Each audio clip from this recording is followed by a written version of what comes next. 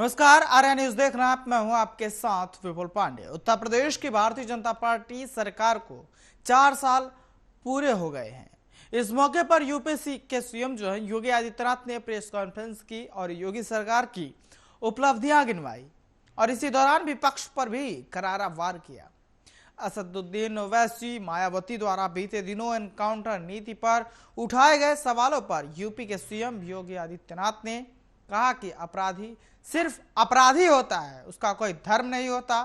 प्रदेश में अपराधियों के प्रति एक्शन को लेकर प्रेस कॉन्फ्रेंस में यूपी के सीएम योगी आदित्यनाथ ने कहा कि अपराधी सिर्फ अपराधी होता है, उसका कोई जाति धर्म या मजहब नहीं होता।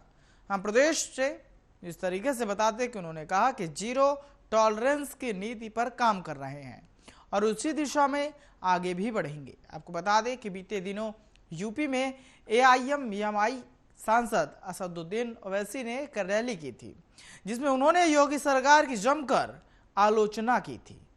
इसी दौरान ओवैसी ने कहा था कि योगी सरकार की ठोक दो नीति में मुसलमानों को निशाना बनाया जा रहा है।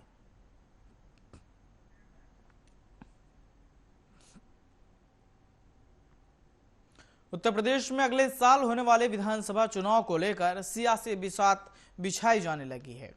योगी सरकार अपने 4 साल की उपलब्धियों को गिना रही है और उसे गांव-गांव में लोगों को बताने का अभियान शुरू कर रही है। सपा प्रमुख अखिलेश यादव अपने सहयोगी दलों के नेताओं के साथ चुनावी रण में उतर रहे हैं। महान दल के केशव मौर्य के बाद अखिलेश आरएलडी के उपाध्यक्ष जयंत चौधरी के साथ पहली बार मथुरा में कोर्क इंटर कॉलेज में किसान महापंचायत को संबोधित करेंगे।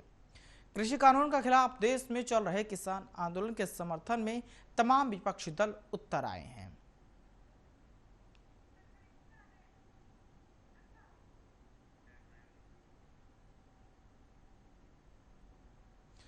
पश्चिम बंगाल सहित 5 राज्यों के चुनाव महज कुछ ही दिन तक का वक्त बचा है। ऐसे में इन राज्यों में विधानसभा चुनाव को लेकर सियासी शोर चरम पर है।